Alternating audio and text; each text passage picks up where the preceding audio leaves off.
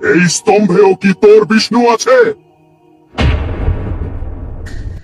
হ্যাঁ, আমার নারায়ণ কোণে কোণে আছেন। এই একটি মাত্র বাক্যই যেন সৃষ্টিকে কাঁপিয়ে দিল। নিজের ছোট্ট ভক্তকে রক্ষা করতে ভগবান বিষ্ণু ধারণ করলেন তার সবচেয়ে উগ্র ভয়ঙ্কর রূপ। কিন্তু এই ভয়ঙ্কর মুহূর্তের পেছনের ইতিহাস শুরু হয়েছিল অনেক আগে, বৈকুণ্ঠে। ভগবান বিষ্ণুর দুই দ্বারপাল ছিলেন, জয় ও বিজয়। একদিন সনত কুমাররা ভগবানের দর্শনে এলে তারা তাদের প্রবেশে বাধা দেন। অপমানিত ঋষিরা ক্রুদ্ধ হয়ে তাদের অভিশাপ দেন, 3 জন্ম পৃথিবীতে শত্রুরূপে জন্ম নিতে হবে। সেই অভিশাপেই জয় ও বিজয় জন্ম নিলেন হিরণ্যাক্ষ ও হিরণ্যকশিপু হিসেবে, বিষ্ণুর চরম শত্রু। হিরণ্যাক্ষ ধরিত্রী মাতাকে তুলে পাতালের গভীর সাগরে লুকিয়ে দেয়। তখন বিষ্ণু বরাহ অবতার ধারণ করে পৃথিবীকে উদ্ধার করেন এবং হিরণ্যাক্ষকে বধ করেন। ভাইয়ের মৃত্যুর প্রতিশোধে হিরণ্যকশিপু ব্রহ্মার কঠোর তপস্যা করে এমন বর লাভ করল, না মানুষ না দেবতা, না দিন না রাত, না অস্ত্র না শস্ত্র কেউ তাকে হত্যা করতে পারবে না। নিজেকে অমর ভেবে সে বিষ্ণু ভক্তদের ওপর ভয়ঙ্কর অত্যাচার শুরু করলো। রাজ্যে বিষ্ণু নাম উচ্চারণ নিষিদ্ধ হলো। কিন্তু বিধাতার লীলা দেখুন, তার নিজের পুত্র প্রহ্লাদ হয়ে উঠল নারায়ণের অটল ভক্ত।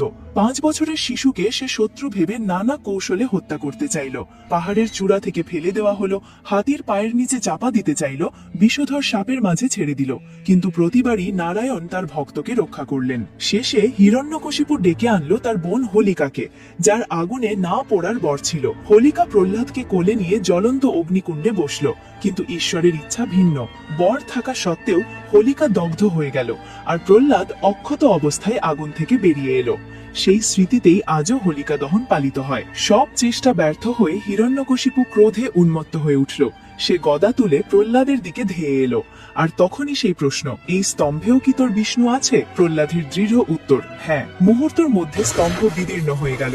সেখান থেকে আবির্ভূত হলেন নৃসিংহ, অর্ধেক মানুষ অর্ধেক সিংহ। না মানুষ না পশু। সন্ধ্যাকাল, না দিন না রাত। প্রাসাদের চৌকাঠে, না ভেতর না বাইরে।